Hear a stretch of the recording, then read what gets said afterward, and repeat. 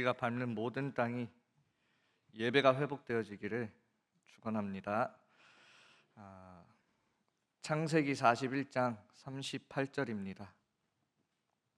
창세기 41장 38절입니다.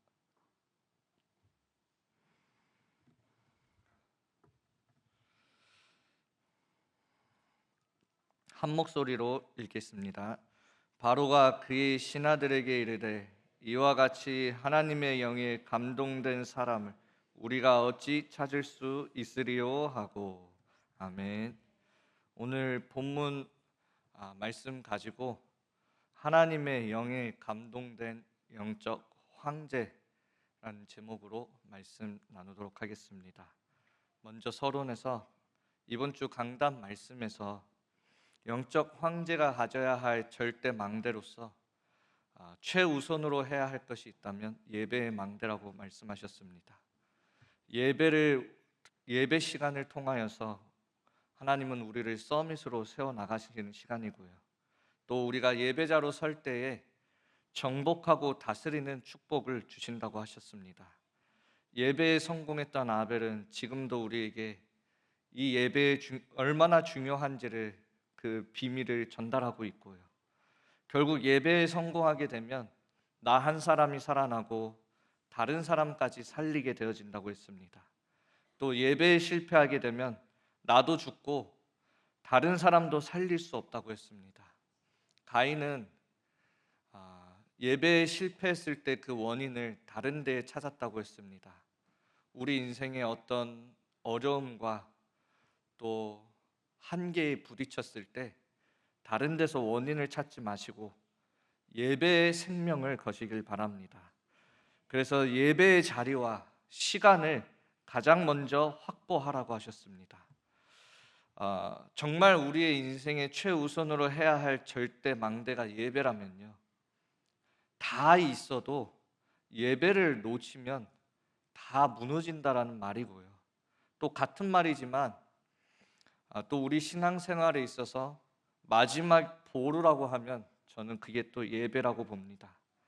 다 무너져도 예배 속에 있다면 다 회복되게 되어 있습니다. 그래서 예배는 영적 전쟁이라고 했습니다.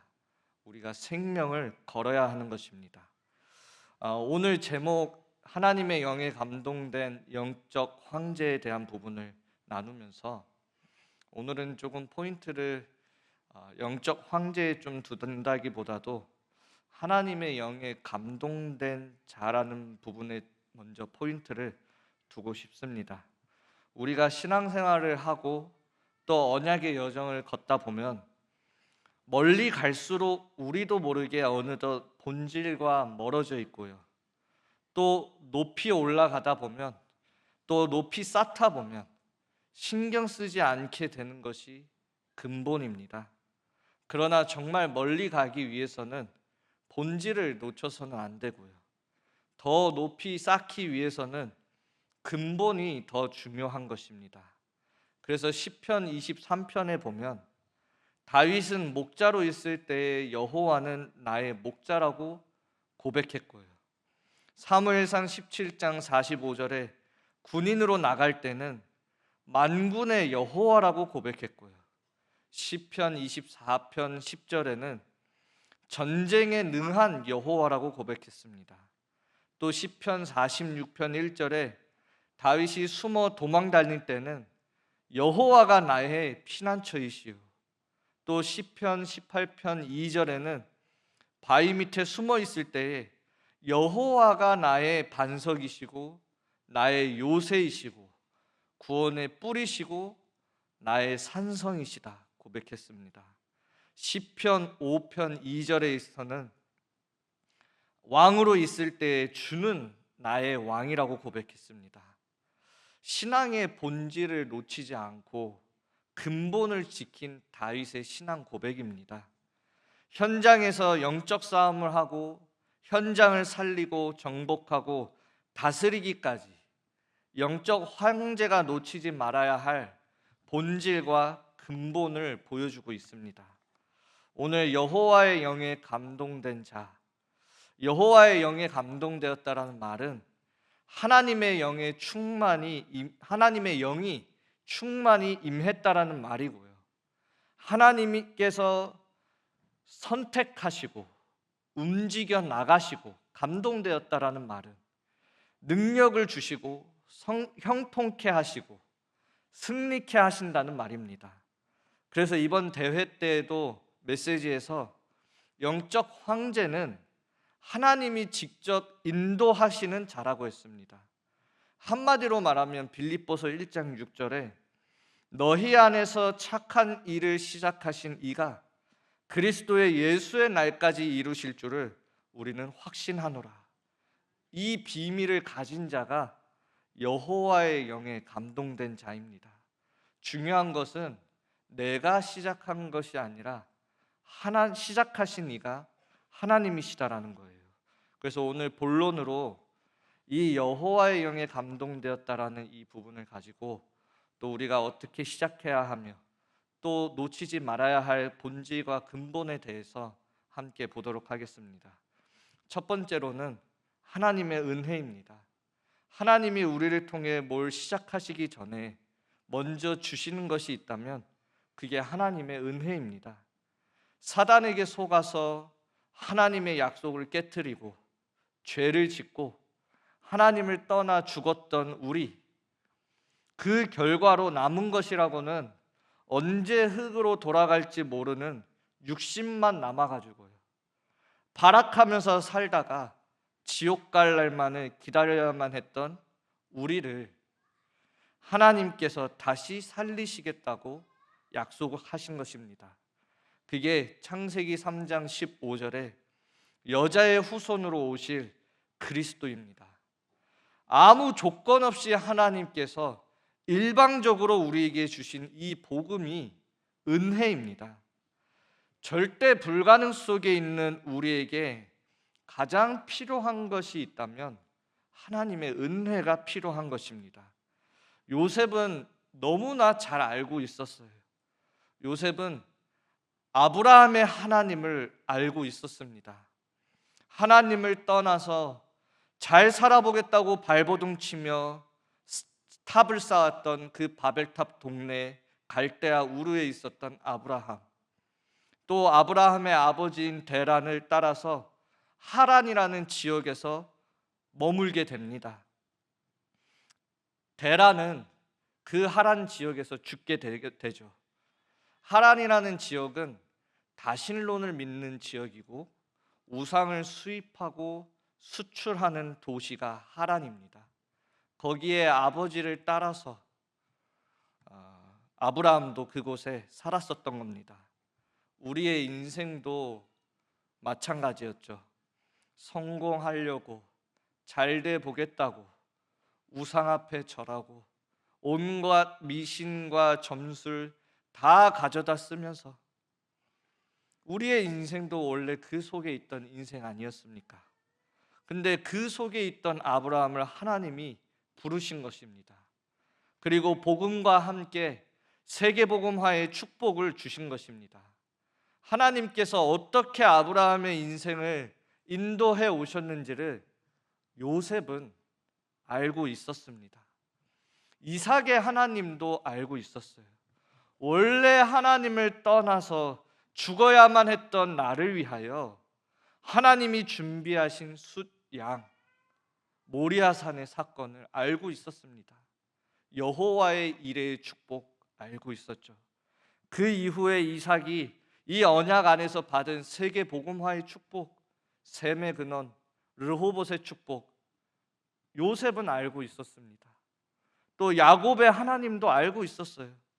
형에게 뒤처지기 싫어가지고요, 태어날 때부터 형의 뒤꿈치를 잡고 태어났던 야곱이요, 살면서 하나님을 믿지 않고 온갖 인본주의를 쓰면서 인본주의의 끝까지 갔던 야곱, 나중에 죽음 앞에 서 있을 때 하나님이 이스라엘이라는 이름을 주시고 세계복음화의 축복을 주셨던 것을 요셉은 알고 있습니다.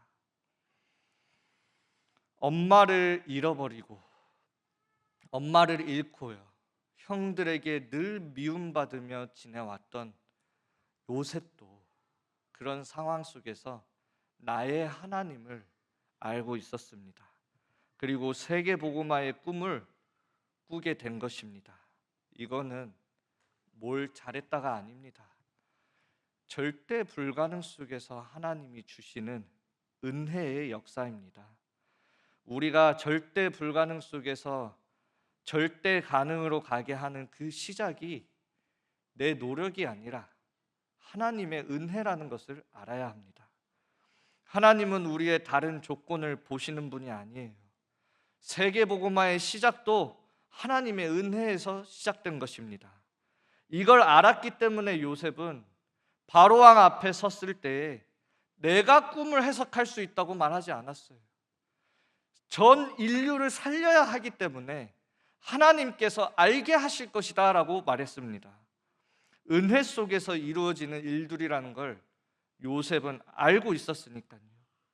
우리의 인생도 우리의 신앙생활도 마찬가지입니다. 내가 하는 거 아닙니다. 은혜 속에서 되어지는 것들입니다.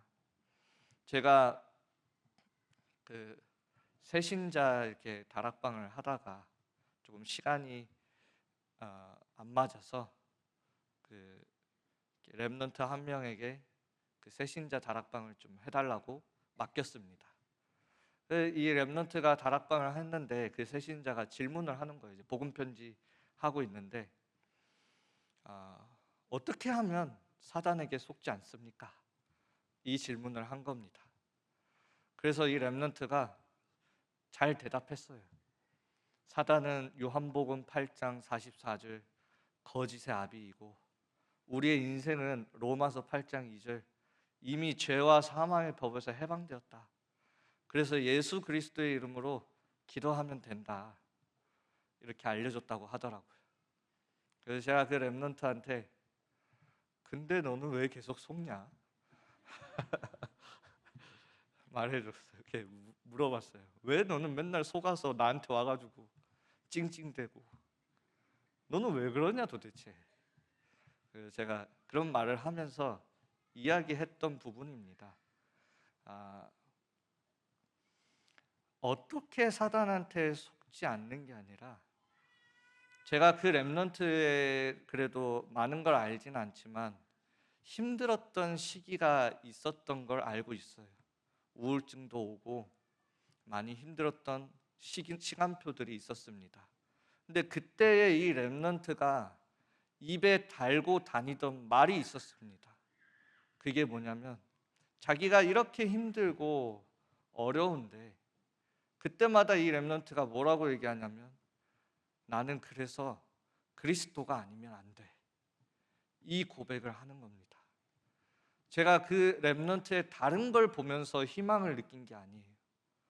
저 복음이 하나님이 저 렘넌트에게 저 절대 불가능 속에 있는 저 렘넌트에게 주신 저 복음이 저 은혜가 저 아이를 살릴 것이다. 제가 이런 마음을 가졌다라는 걸 그 렘넌트한테 얘기해 주면서 그 새신자에게도 뭐가 필요하겠냐? 지식이 필요하냐? 뭐 이렇게 해야 하는 게 필요하냐? 저 새신자에게도 그리스도가 필요한 거야. 너한테 하나님이 주신 그 깨끗하고 완전한 복음, 그리스도가 아니면 안 된다는 이거보다 깨끗하고 완전한 복음을 두고 왜 다른 걸 줘? 그 새신자에게 네가 받은 복음을 좀 줬으면 좋겠다. 그렇게 얘기를 했어요. 우리가 신앙생활을 하다 보면 어느덧 내가 받은 하나님의 은혜, 하나님이 나에게 주신 이 복음을 잊고 우리도 모르게 또 지식과 율법과 행위에 빠지게 됩니다. 우리가 절대 놓치지 말아야 하는 게 있다면 하나님이 주신 이 완전한 복음입니다. 그 은혜 때문에 다 여기에 앉아 계시는 거잖아요. 저희 아버지 선교사님도 예수 믿는다는 그 이유 하나로 집에서 쫓겨나고 그랬었던 시기가 있었다고 합니다. 그래도 너무나 행복했대요. 그 은혜가 있으니까요. 지금도 그 은혜 속에서 사역하고 계시고요. 은혜가 있으면 예배를 드리지 말라 해도 드립니다. 은혜를 알면 말씀 듣지 말라 해도 말씀 듣습니다. 기도하지 말라 해도 기도합니다. 은혜가 있으면 전도하지 말라 해도 전도합니다. 우리가 정말 신앙생활에 있어서 점검해야 할 것이 무엇일까요? 네 왜 말씀 안 듣냐? 왜 전도 안 하냐? 왜 기도 안 하냐? 아닙니다. 너가 받은 그 복음이 무엇이냐? 너에게 주신 하나님의 은혜가 무엇이냐? 그걸 알아야 하는 겁니다. 우리 렘넌트들에게도 신앙생활을 가르칠 때 가장 근본적인 것부터, 본질적인 것부터 알아야 하고요. 우리도 이 본질을 놓치면 안 되는 것입니다. 하나님이 나를 사랑하셔서 나에게 주신 이 은혜가, 이 복음이 어떤 복음인지를 알고, 나를 위해서 예수님이 십자가를 지셨던 그 십자가가 어떤 십자가인지를 알고 정말 하나님을 바라보며 그 은혜 속에서 되어지는 신앙생활을 누리시길 바랍니다. 두 번째로는 하나님의 영에 감동된 자, 우리의 영적 상태를 말하고 있습니다. 요셉이 바뀌지 않은 것이 있다면 어려서든 커서든 상황과 환경은 바뀌었지만 영적 상태는 바뀌지가 않았어요. 형들에게 미움을 받을 때에도, 노예로 팔려갈 때에도, 감옥에 갈 때에도, 바로왕 앞에 설 때에도, 다시 형들을 만났을 때에도 요셉은 하나님이 내가 그런 어려운 상황 속에서 하나님과 함께 하기 위해 내가 이렇게 했다, 그렇게 고백하지 않았습니다. 내가 그 힘든 상황 속에서 하나님을 바라봤다, 요셉은 그렇게 말하지 않았습니다. 때로는 발버둥 쳐도 아무리 기도해도 힘든 상황이 있습니다. 우리가 아무리 기도해도 이해할 수 없는 답답한 상황들도 있습니다. 어쩔 때는 기도가 안 될 만큼 절망적인 상황도 올 때가 있습니다. 하나님을 바라보는 게 어려울 만큼 현실이 커 보일 때도 있습니다. 노예라는 그 현장은 아무것도 할 수 없는 완전히 절망스러운 상황입니다. 그때 내가 뭘 했다가 아닙니다. 성경에서는 하나님이 요셉과 함께 하셨다. 내가 뭘 했다가 아니라 그때에 아무것도 할 수 없는 그 절망의 상황 속에 하나님이 요셉과 함께 하였다. 아멘입니까? 우리가 우리의 신앙생활을 돌아보고 걸어온 여정을 보고 또 우리가 우리 후대들에게 전달할 것이 있다면 내가 뭘 이렇게 했다가 아닙니다. 나 같은 죄인과 죄인을 구원하셔서 지금까지 하나님이 함께 해 오신 겁니다. 그게 우리의 신앙생활입니다. 다른 게 아니잖아요. 정말 우리가 우리의 신앙생활을 돌아보면 하나님의 은혜잖아요. 내가 뭘 한 게 아니잖아요. 요셉은 그 영적 상태가 변하지가 않았어요. 그러니까 형들 앞에서도 감옥에 갔을 때도 노예로 갔을 때에도 하나님이 나와 함께 하였다. 그러니까 바로왕 앞에 섰을 때도 하나님이 알게 하실 것이다. 형들을 다시 만났을 때에도 하나님이 나를 보내신 것이다. 고백할 수 있었던 겁니다. 요셉이 가졌던 영적인 상태입니다. 은혜를 알고 있으니까요. 그리스도가 아니면 안 된다라는 걸 요셉은 알고 있었던 겁니다. 하나님의 은혜가 아니면 자기는 안 된다는 걸 알고 있었던 겁니다. 그게 복음입니다. 우리는 기도 속에서, 모든 삶 속에서 복음을 누리는 기도를 하는 것입니다. 하나님이 나와 함께 하신다. 아무리 어려운 상황 속에 있어도 하나님이 지금 나와 함께 하신다. 임마누엘의 뜻이 무엇입니까? 우리는 세계복음화 할 수 없어. 포로로 끌려가는데 하나님이 우리와 함께 하셨다. 그게 임마누엘 아닙니까? 내 머리로는 이해할 수 없고 내 스스로는 감당할 수 없는 많은 일들이 내 인생에 일어나지만 하나님이 모든 것을 합력하여 선을 이루어 나가신다. 그게 복음을 누리는 기도 아닙니까? 그 시작이 하나님이세요. 내가 아니라. 그래서 정말 복음을 누리는 기도가 되어질 때 내가 살아나게 되고 모든 것이 정확하게 보여지게 됩니다. 그걸 보고 영적인 눈이 열렸다라는 겁니다. 내 눈이 바르게 뜨여지면요, 모든 것이 정확하게 바르게 보여지게 되어 있고요, 내 눈이 어두우면 모든 것이 어둡게 보여지게 되어 있습니다.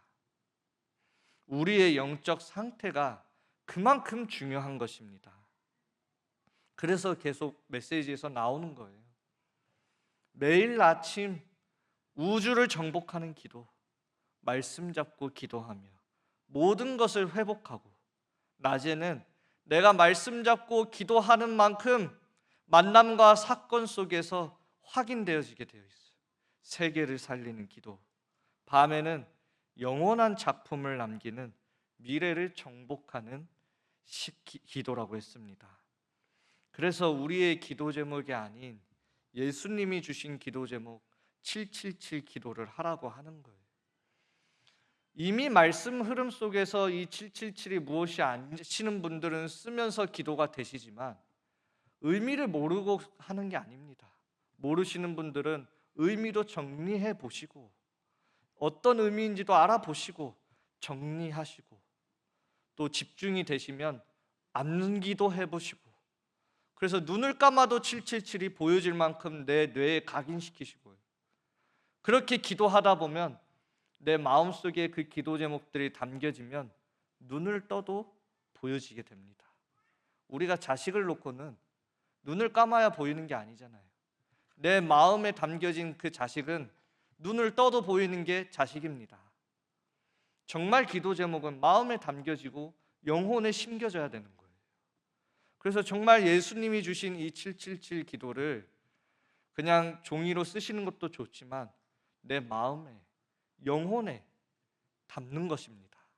그래서 언제나 그게 보여질 수 있도록요. 세 번째로는 하나님의 영에 감동된 자, 성령의 인도입니다.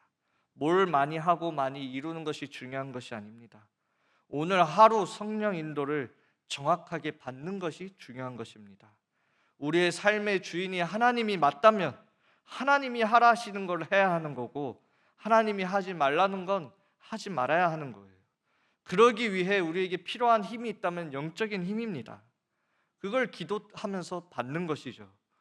성령인도 받는다라는 건 요셉의 인생을 통하여서 우리가 알 수 있듯이 내 수준이 아니라 하나님의 수준으로 가는 것이 성령의 인도입니다. 그래서 우리가 이해할 수 없고 감당할 수 없는 많은 어려움들도 하나님이 허락하시기도 합니다. 왜냐? 갈라디아서 2장 20절이 돼야 되기 때문에요. 내가 그리스도와 함께 십자가에 못 박혀 죽었나니 이제는 내가 사는 것이 아니요. 그 다음 뭐죠? 오직 내 안에 그리스도께서 사시는 것이라. 내 안에 내가 있는 게 아니라 오직 그리스도만 남는 것입니다. 그렇게 돼야 되기 때문에, 주인된 자리에서 내려와야 하기 때문에, 때로는 우리가 감당할 수 어려움들도 하나님이 허락하시기도 합니다. 내 생각, 내 고집, 내 경험 다 내려놓게 하기 위해서 그런 문제도 허락하시기도 합니다. 우리를 단련시키셔야 되니까요. 그래서 어떻게 살아야 되냐?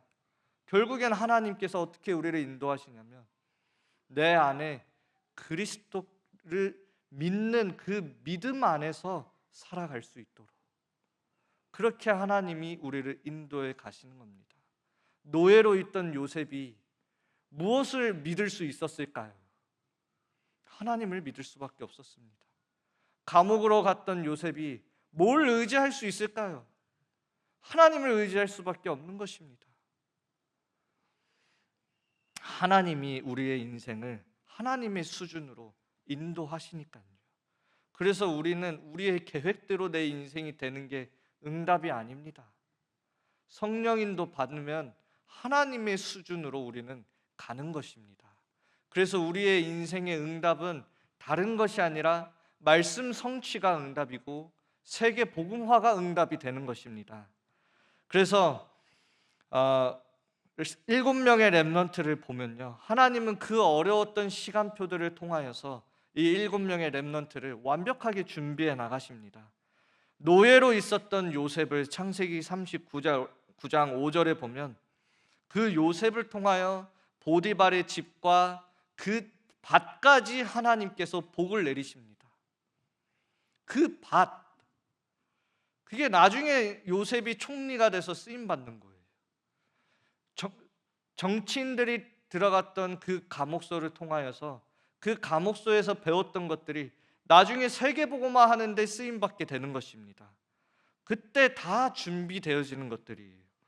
우리가 뭐가 중요하냐면 내가 앞으로 어떤 일을 뭘 어떻게 할 것이다, 그게 중요한 게 아니라 하나님이 지금 나를 오늘 보내신 그곳에서 성령인도 받는 것입니다. 우리 렘넌트들이 내가 왜 이 공부를 해야 돼요? 이유 몰라도 됩니다. 하나님이 이유 갖고 계십니다. 하나님이 여러분들의 미래를 알고 계십니다. 그리고 그곳으로 보내셨습니다. 그럼 우리는 그곳에서 최선을 다해 인도받는 겁니다. 공부 난 필요 없는 것 같아 안 하는 게 아닙니다. 내 업도 마찬가지예요. 아무리 작은 일이어도 하나님이 나를 위하여 나를 보내시고 시키신 일들이에요. 거기서 성령 인도를 받는 것입니다. 그게 세계복음화로 이어지는 겁니다. 하나님의 수준이기 때문에. 그래서 다윗 같은 경우에도요, 그렇게 쫓김을 당하는 그 시간표 속에서 영적인 준비부터 해서 군인으로서 왕으로서 모든 준비를 쫓김을 당하면서 하나님이 다 준비시켜 나가십니다. 나라를 세울 때 중요한 인재들도 쫓김 당하는 시간에 다 붙여줍니다. 동기 없는 깨끗한 자들을 다윗에게 다 붙여줍니다. 동기 있는 사람은 사울 왕에게 붙어 있고요. 하나님이 여러분들의 수준으로 보시는 게 아니라 오늘 우리가 24시 속에서 하나님이 지금 나에게 맡기신 이 작은 일들 속에서 성령 인도를 받아가는 겁니다. 마태복음에 보면 달란트의 비유가 있죠. 네가 작은 일에 충성하니까 큰 일을 맡길 수가 있다고 합니다. 여러분들이 하루하루를 성령 인도 받아가면 하나님이 어느덧 나를 세계를 살리는 큰 일에 나를 사용하시는 겁니다. 내가 앞으로 어떻게 쓰임 받을까를 고민하지 마세요.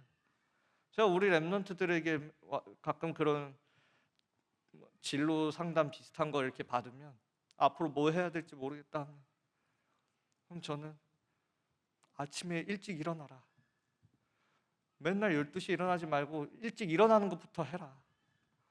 그것도 안 하는데 뭐 앞으로 뭘 하겠다는 거냐. 운동도 하고 또 내가 해야 할 공부들 있으면 찾아서 해라. 뭐 이게 앞으로 어떻게 쓰임받을까 그거 고민하지 말고 당연한 것부터 해라. 멀리 있는 것부터 뭐 고민하지 마라. 내 눈앞에 있는 당연한 것들 놓치지 마세요. 그거 다 하나님이 주시는 것들이. 우리 렘넌트들의 학교 생활들 그거 다 하나님이 필요해서 주시는 겁니다. 다 하나님이 쓰시게 되어 있어요. 그래서 정말 우리는 하루하루를 매일 24시 속에 오늘 지금 성령인도 받는 게 중요한 겁니다. 예배 시간도 마찬가지인 거예요. 결론입니다. 우리 렘넌트들이 아직 가보지 못했고요. 그래서 믿음의 선배들이 중요합니다. 요셉도 아브라함의 하나님, 이삭의 하나님, 야곱의 하나님을 알았던 것처럼, 그러니까 요셉도 마지막에 유언으로 남긴 말이 내 유골을 가져다가 그곳에 묻어달라. 조상들이 있는 그곳에. 정말 우리 렘넌트들에게 인생의 중요한 포럼들을 해주셔야 합니다. 뭘 내가 어떻게 했다를 말해주는 게 아닙니다. 하나님의 은혜를 알게 하고 언약을 전달하고 세계복음화의 사명을 깨닫고 성령인도 받아갈 수 있도록 인생의 포럼이 중요해요.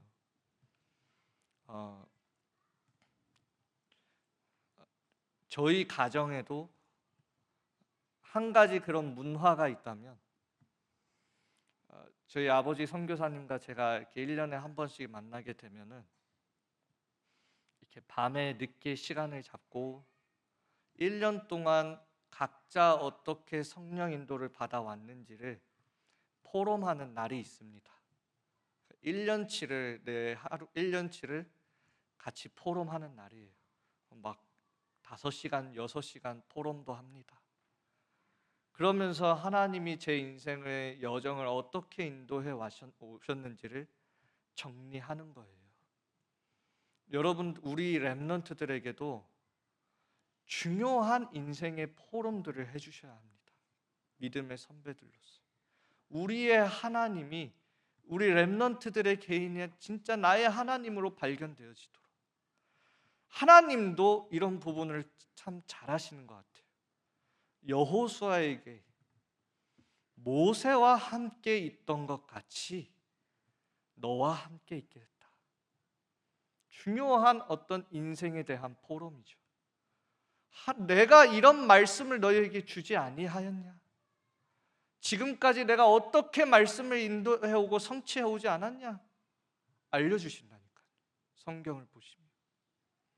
우리도 우리 렘넌트들에게 내 인생에 함께 하셨던 그 하나님, 그리고 하나님의 은혜를 진짜 전달할 수 있는 그런 믿음의 선배들로, 증인들로 세워주시길 예수 그리스도 이름으로 축원합니다. 지금은 예수 그리스도의 크신 은혜와 하나님의 무한하신 사랑하심과 성령님의 내주인도 역사하심이 우리 교회 앞에, 후대들 앞에 언약의 증인으로 세워질 모든 전도자들 머리 위에, 가정과 가문 위에, 모든 현장 위에 지금부터 영원토록 항상 함께 있을지어다.